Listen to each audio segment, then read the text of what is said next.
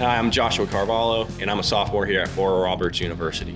My story on how I got here is actually crazy. This summer, I got a huge opportunity to work out in Texas with a really good baseball pitching coach. My first night I was there was May 18th. I flew into a state where I had never been there before.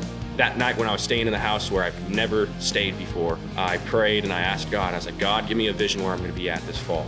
And that night, he gave me a dream of me standing on a mound with a white uniform on. Couldn't really make out the letterings on the uniform, but I could tell it was a navy blue backstop.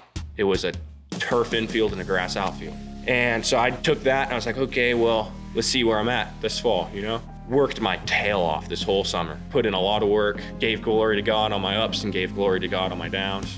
And God helped me, and God opened up doors when doors needed to be open. And August 7th, I was sitting on my coach's couch in Texas, and I get a text from Wes Davis saying, hey Josh, I'm a pitching coach here at ORU University.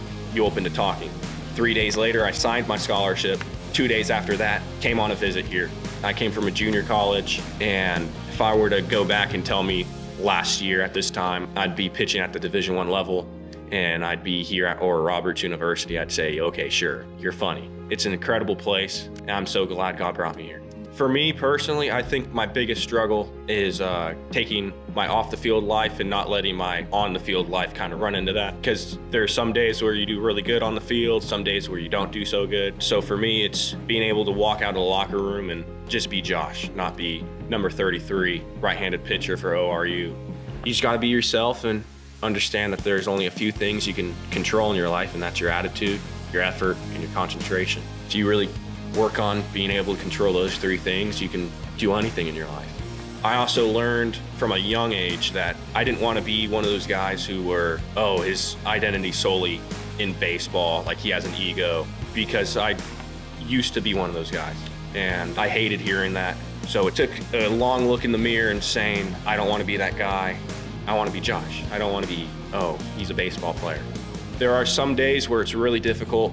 Like last week, I had a really rough outing against Missouri State, but then I put my head down, went back to work, leaned on God, thanked him for that outing. I was like, thank you for making me a Division I pitcher, you know? Thank you for bringing me here. The most wise person you can know is God. It doesn't matter what other people think. When you're able to only care about what you think about yourself, that's what matters. And in the Bible, it says, love thy neighbor. And I think that's one thing I try to do a good job at, is I try to love everybody, even if I don't know them. Even if I know they don't like me, I try to like them. And I just think that's the most beneficial way to live, is by loving thy neighbor.